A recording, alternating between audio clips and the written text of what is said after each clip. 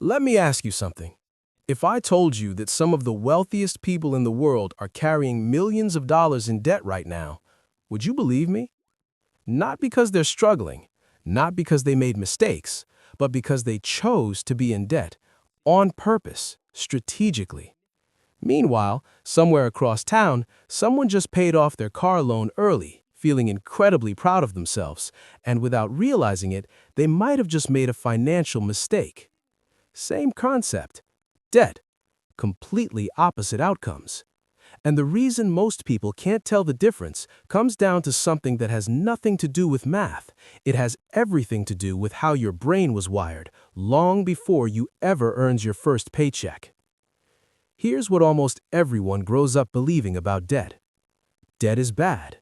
Debt is dangerous. Debt means you're living beyond your means. You hear it from parents, from teachers, from relatives at family dinners who love to remind you, if you can't afford it, don't buy it. And look, that instinct comes from a good place. It's protective. For most of human history, owing someone money was genuinely dangerous. You could lose your land, your freedom, sometimes your life. The brain learned to treat debt like a threat, something to avoid, something to run from as fast as possible. So when most people think about debt today, they feel it emotionally before they think about it logically. There's anxiety, there's shame, there's this deep-seated need to get to zero as quickly as possible. And that emotional response, it causes people to make some of the most expensive financial decisions of their lives. They drain their savings to pay off low-interest loans.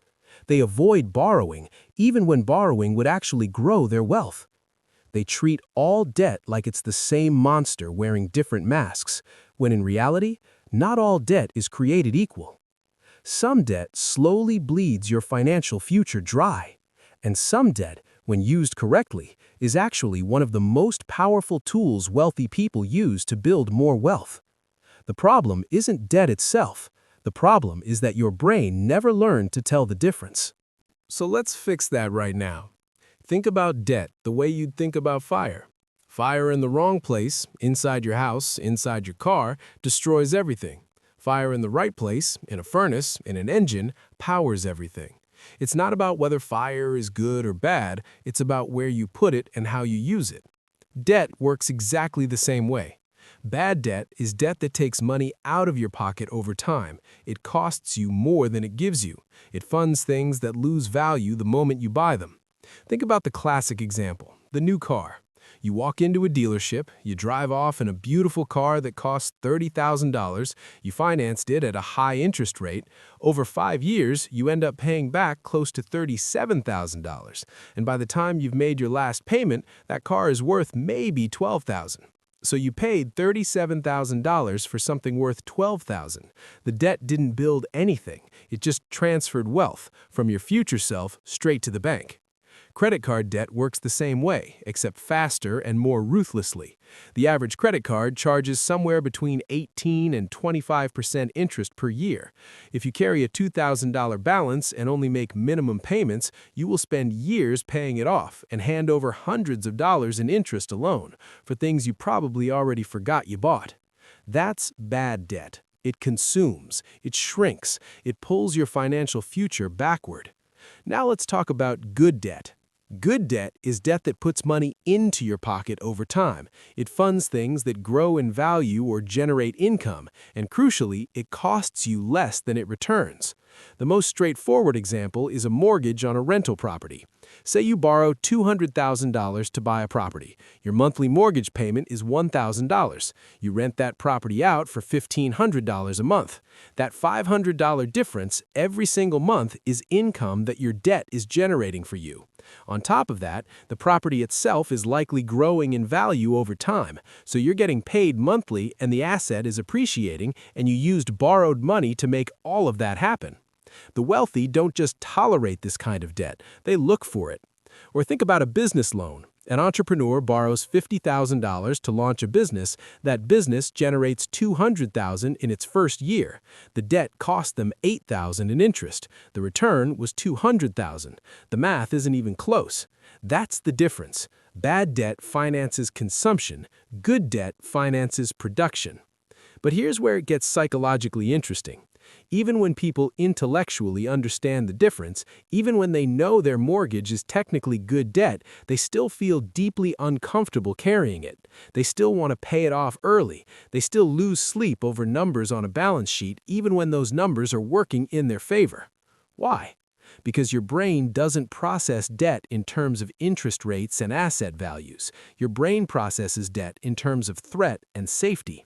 There's a concept in behavioral economics called loss aversion. The basic idea is that losing something feels roughly twice as painful as gaining the equivalent thing feels good. Psychologists Daniel Kahneman and Amos Tversky built a whole body of research around this. What this means for money, losing $100 feels twice as bad as gaining $100 feels good. And carrying debt, to your brain, that feels like a continuous loss. Every month you see that balance, your brain registers threat. It wants to make the threat go away, regardless of whether eliminating it actually makes you richer. This is how people end up making choices that feel emotionally satisfying but are financially self-defeating. They pay off a 3% mortgage early using money that could have been invested in earning 7 or 8% in the market. The math says keep the mortgage, invest the difference. The brain says get rid of the debt, I need to feel safe. And that gap between what feels right and what actually builds wealth is exactly where most people stay financially stuck their entire lives. Here's another layer to this.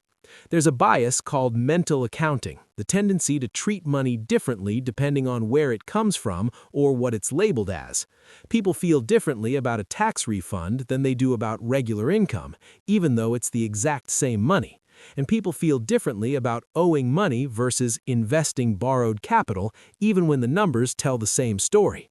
Wealthy people learn to override these mental labels. They don't see a mortgage as debt, they see it as a low-cost lever that multiplies their buying power. They don't see a business loan as a burden, they see it as a tool with a return on investment. Your brain labels things automatically. Financial intelligence means learning to question those labels. So what do you actually do with all of this? First, learn to audit your debt by what it does, not just what it costs. Ask yourself one simple question about any debt you're carrying or considering. Is this debt funding something that grows in value, generates income, or builds my future earning power? If yes, that's a conversation worth having. That's debt worth understanding. If no, if it's funding a vacation, a gadget, a car that's losing value the second you drive it off the lot, then your brain's instinct to avoid it is actually correct. Bad debt should be eliminated as aggressively as possible. A simple mental framework that helps: think of debt as either a drain or an engine. Drain debt takes money out of your life every month and gives you nothing that grows back.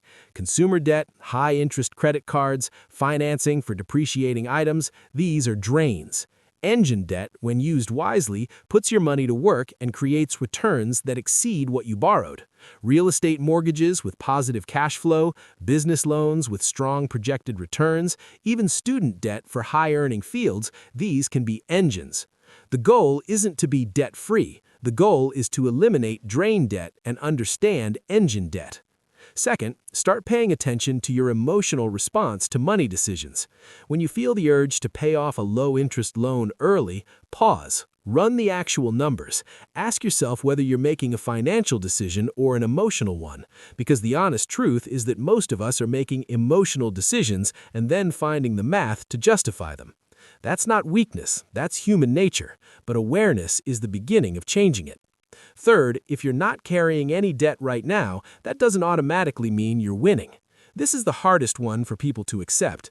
Wealth isn't built purely by avoiding debt. It's built by deploying capital, your own money and, strategically, other people's money, into things that grow.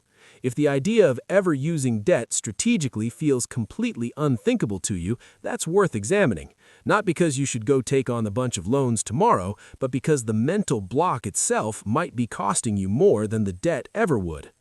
Here's the thought I want to leave you with. The wealthiest people in the world didn't get there by thinking about debt the way most people do. They got there by understanding the distinction that the school system never taught us, that debt is not inherently good or bad. It is a tool, and like any tool, it can build something extraordinary or destroy something precious depending entirely on how you use it. Your brain was designed for a world where debt meant danger. That wiring kept your ancestors alive, but it might be the very thing keeping you from building the life you actually want.